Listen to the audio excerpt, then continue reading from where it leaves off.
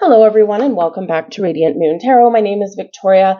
Today we are here talking about the solar eclipse in the sign of Aries. This is occurring on the 8th of April of 2024. Hold on to your hats here, folks. This is a big one. Number one, the solar eclipse itself is always a very spectacular, if you can see it, astronomical event, right? It's like the fire in the sky kind of energy. Way back in, before they understood astrology, way back in medieval times and things, whenever there was an eclipse, it was like the end of the world, right? The end of times. Of course, we don't look at it quite that way these days, although eclipses can be very unpredictable and they can bring things out of the woodwork. Expect the unexpected whenever we do have eclipse energy, because pretty much anything goes. We can have endings, we can have new beginnings, we can have surprises, we can have joyous occasions and joyous things that come out of nowhere. We can also have things coming out of the woodwork.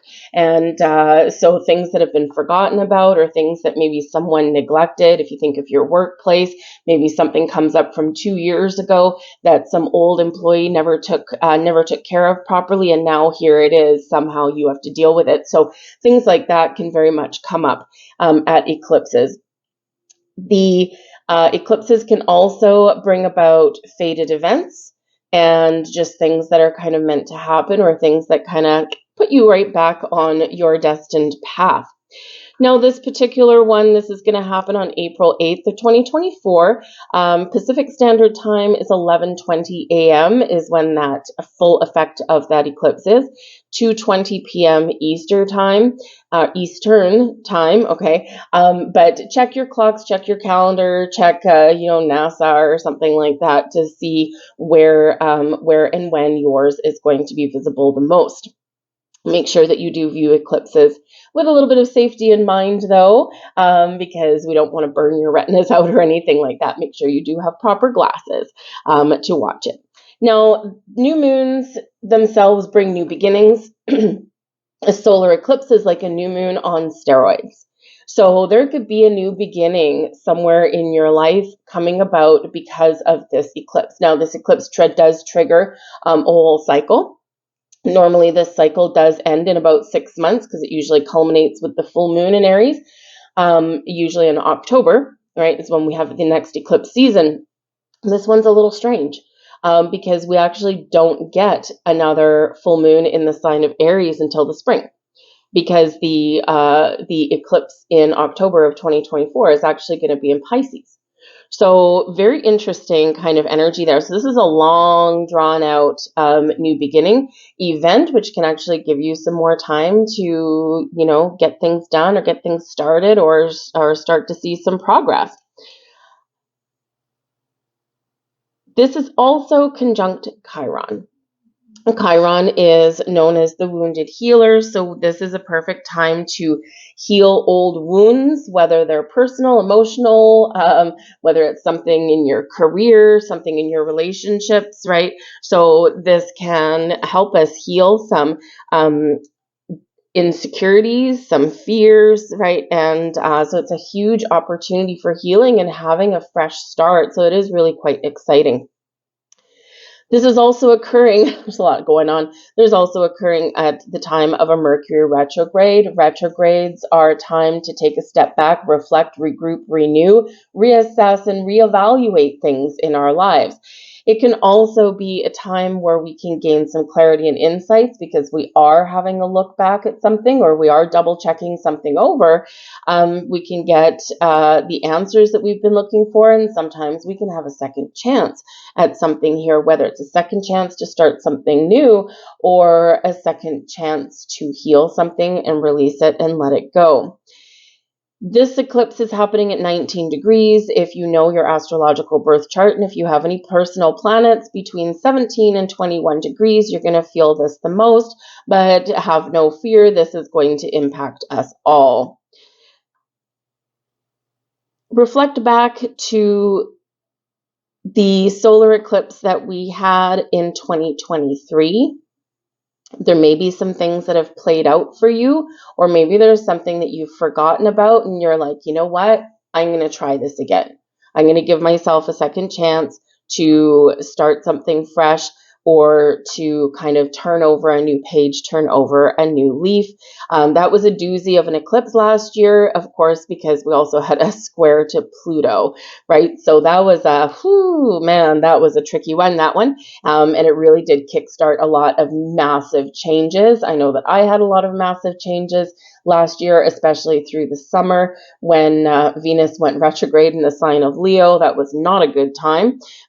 So, this can be where some things have kind of played out for you, or there may be still some things going on.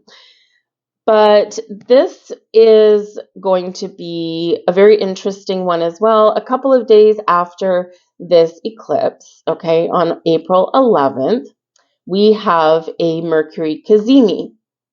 So a cazimi the word cazimi means in the heart of the sun. This is where we can get a mental breakthrough, new visions of the future. This is where we can plant new seeds of intentions. Fresh truths might be revealed, and this can actually bring you some good luck. So the cazimi can actually be a really good time to set intentions to manifest some things into your life.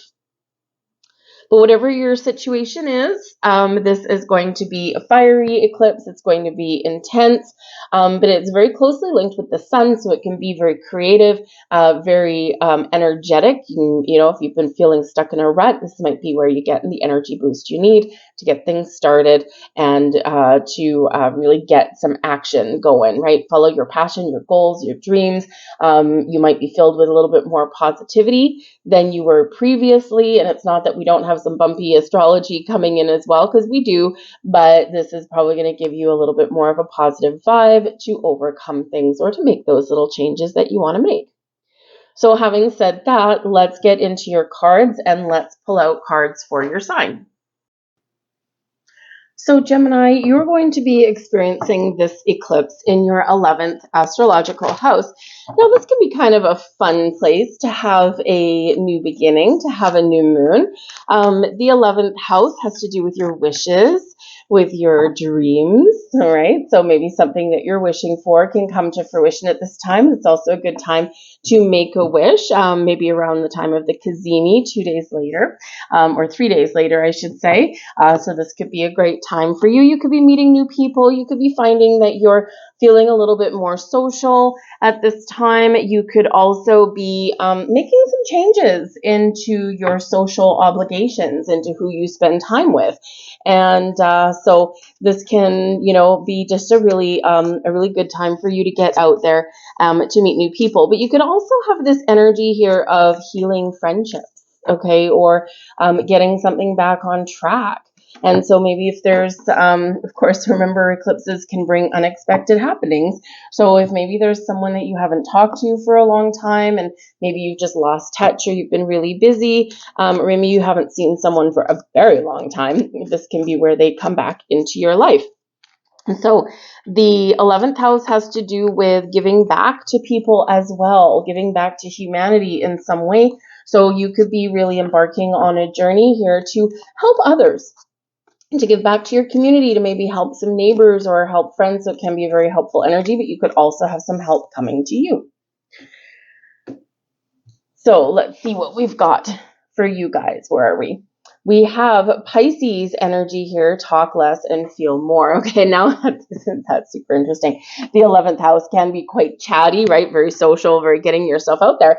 But talk less, feel more. This can really represent, instead of talking about something, right, is to engage in your emotions, to engage in your feelings and do something, right? Aries energy is all about doing something. So perhaps you've been talking about volunteering for a while. Well, tap into your emotions. Is that really what you want to do? Or is it, maybe just you're saying it because it's like the right thing to say? What do you feel would be good for you and right for you to give back, or to help other people, or to connect in a different way? This also does have to deal with the, chatter.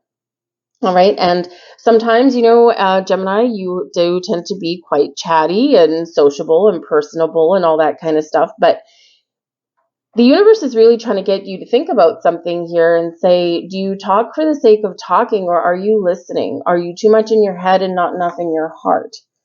Right? It's very easy to sit there and, mask our feelings per se by, engaging in conversation, but maybe it's like that chit-chatty conversation that doesn't necessarily have any deep feelings and emotion behind it.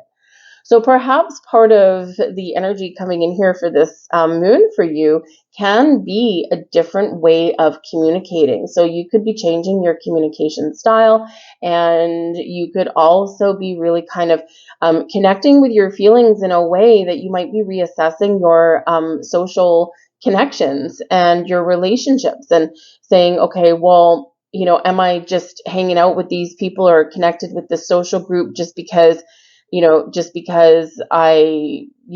like habit, right? Like I've been connected for a long time, or how do I feel about where I'm connecting, where I'm spending my time, who I'm talking to? And so this can be where you get some deep insights and revelations for yourself here, right? It's like, I think I'm just going through the motions, and I don't feel necessarily like, if I was to walk away from this group, I don't feel any sense of loss. Well, that can be a really good indicator, perhaps, that maybe there's something a little bit better out there and the universe is propelling you in that direction. So very interesting energy. But whatever it is, out of your head and into your heart a little bit more. Our heart space is where we have love and friendship, kindness, compassion. This is also where we can engage in some healing energy as well. It's also our source of creativity, right? That heart space, that's the power, that's the beat, the heartbeat of everything. So connect with that. We've got the Two of Wands here for you, the Four of Swords, and Judgment. So I do feel here that you are going to be gaining some clarity about something. So you're looking out to the future. You're trying to make a choice with the Two of Wands. Which direction do I want to go in? What path do I want to lead? Do I have time for everything? Do I need to let something go? Do I need to divert my attention, my interest? Right? Do I need to split off from the herd? Right? The Two of Wands shows that there might be some contemplative energy coming in here, but your path forward is clear, whatever your situation happens to be. We do have the Four of Wands here, which does give you peace, inner peace, outer peace, peace of mind, right? But this is also a card of meditation. So at this moon, you're being very much guided to spend some time in a quiet space. Again, talk less, feel more, right? So out of your head and into your heart, connect with your energy, because when we get the Judgment card here, okay, there could be some major revelation for you here. You could be gaining clarity and insight on things from your past, on things from your present, and things that are going to carry you forward into your future. So a big decision, a big judgment, if you will. Now, the Judgment card also can bring things that are hidden to light, to the forefront. So you could discover something about yourself. You could discover something about other people. You could have a surprise coming your way, or you could just be dealing with something, some energies maybe that are unseen.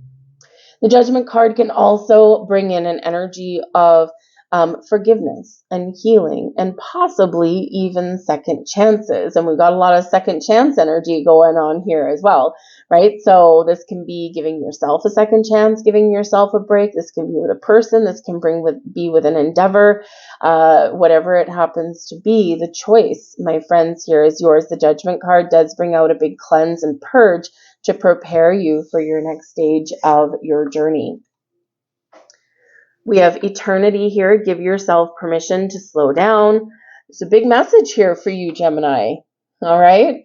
The universe is really trying to get you to kind of dial things back just a little bit.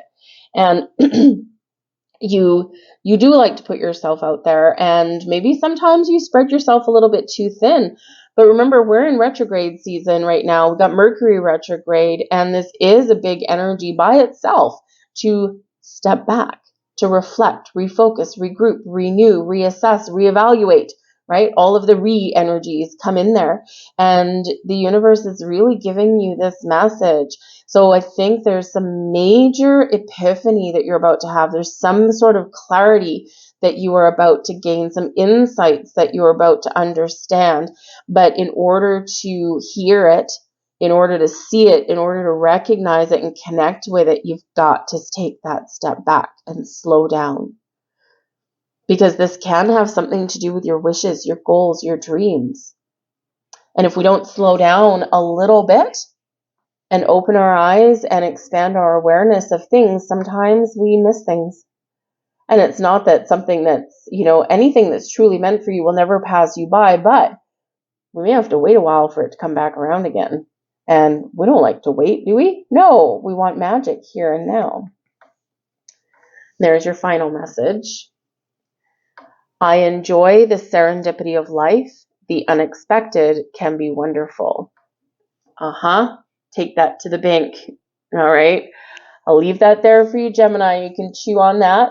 I hope there was something here for you. If so, please do hit that like button. Free for you, but it really does have an impact for me and my channel and my videos. So I thank you very much.